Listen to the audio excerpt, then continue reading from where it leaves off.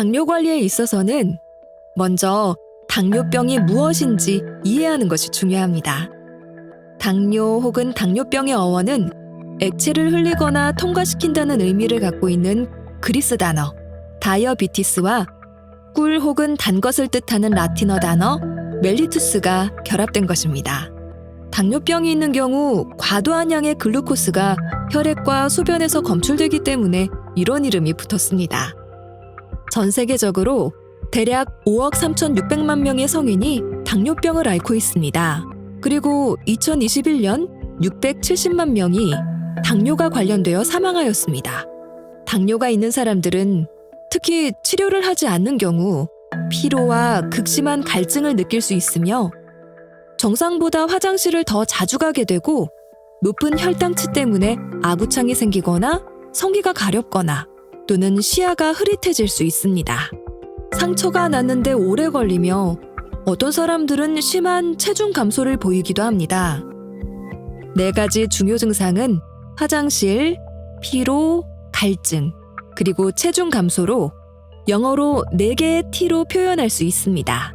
제1형 당뇨인 경우 이런 증세가 수일 혹은 수주 만에 나타날 수 있고 제2형 당뇨인 경우 수년에 걸쳐 발현합니다. 다이어비티스 멜리투스는 꿀같이 달달한 흐름을 의미합니다. 글루코스는 인체에 에너지를 주는데 우리는 음식, 주로 탄수화물로부터 글루코스를 얻습니다.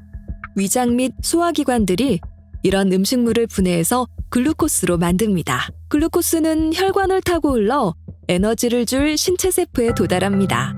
이렇게 되면 혈당이 올라가고 췌장이 호르몬, 즉 인슐린을 분비하게 됩니다.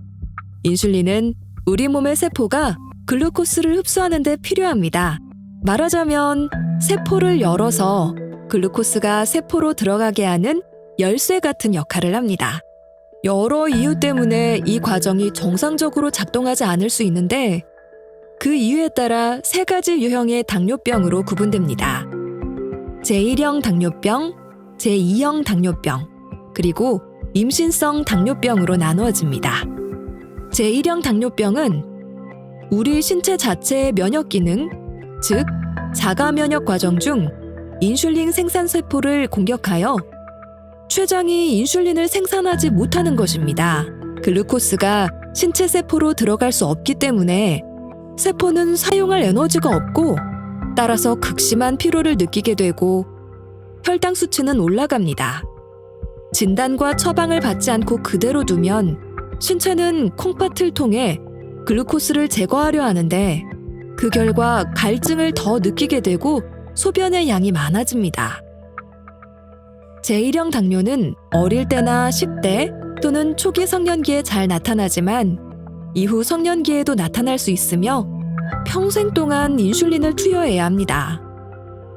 제2형 당뇨는 인슐린 저항성 또는 부적절한 인슐린 분비 때문에 생기는데 유전적인 요인, 개인의 잠재적인 환경적 요인 혹은 비만이나 운동 부족 같은 생활 습관 등 때문에 발생할 수 있습니다.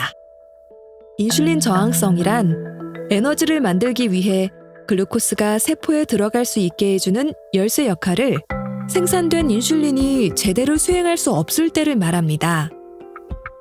그 결과 혈당 수치가 올라가고 췌장은 인슐린을 더 많이 분비하게 되는데 결과적으로 췌장의 인슐린 생산 세포를 지치게 만들어서 인슐린 생산량이 지속적으로 줄어들게 됩니다. 나쁜 생활 습관, 나쁜 식사 습관, 운동 부족, 과중한 체중 등이 원인이 될 수 있습니다. 나쁜 생활 습관과 과체중 등이 오래 지속되어 수년간 인슐린 기능이 제대로 작용하지 않으면 인슐린 생산 시스템이 전체적으로 붕괴될 수 있습니다. 그래서 제2형 당뇨인에게도 인슐린이 필요하다는 의미가 될 수 있습니다. 임신성 당뇨병은 임신 중에 처음으로 나타나는 글루코스 내성 장애를 말합니다. 유전적 성향과 과체중이 이 형태의 당뇨병을 유발하는데 중요한 요인이 됩니다.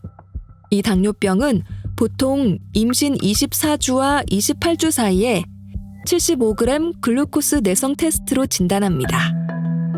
그 이유는 임신 후반부에 많이 분비되는 임신 호르몬은 기본적으로 인슐린 기량제, 즉 인슐린 효과를 억제하는 효과가 있습니다. 임산부는 따라서 평소보다 더 많은 인슐린을 필요로 합니다.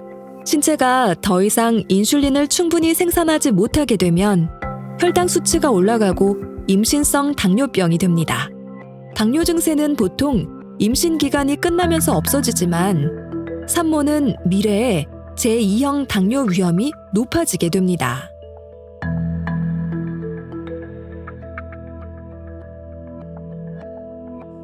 임신 전에 제1형 당뇨가 있었다면 아이에게 과체중 또는 당뇨 발생 위험이 더 높아집니다. 산모의 혈당 조절을 잘못하면 태아의 혈당이 증가할 수 있고 양수의 인슐린 수준이 높아질 수 있습니다. 그 결과 아이의 체중 조절이나 대사 조절 프로그램이 잘못될 수 있습니다. 임신 전에 당뇨병이 있는 경우 다른 합병증, 예컨대 조산 등이 생길 수도 있습니다. 그래서 임신 중에 세밀한 의학적 관리가 필요합니다. 제1형 당뇨병이 있는 여성들이 자녀를 원하는 경우 임신 전에 충분한 정보를 얻어야 하고 의료진과 상의해야 합니다. 가임 연령대 여성들의 비만이 많아짐에 따라 임신 전에 진단되지 않았던 제2형 당뇨병이 점차 증가하는 추세인데 이는 임신 24주 이전에 벌써 혈당 수준이 올라가 있습니다. 이는 산모와 아이 모두에게 임신성 당뇨병 또는 산모 당뇨가 있는 제1형 당뇨병과 비슷한 결과를 초래합니다. 이런 까닭에 제2형 산모 당뇨의 위험이 높은 여성들을 조기에 발견해서 초기 단계부터 치료하고 또 적절히 교육할 필요가 있습니다. 당뇨병이 있는 모든 사람들은 삶이 조금 더 어려울 수 있습니다. 덱스콤은 실시간 연속 혈당 측정기 시스템으로 혈당 관리를 향상시키는데 매진하고 있습니다.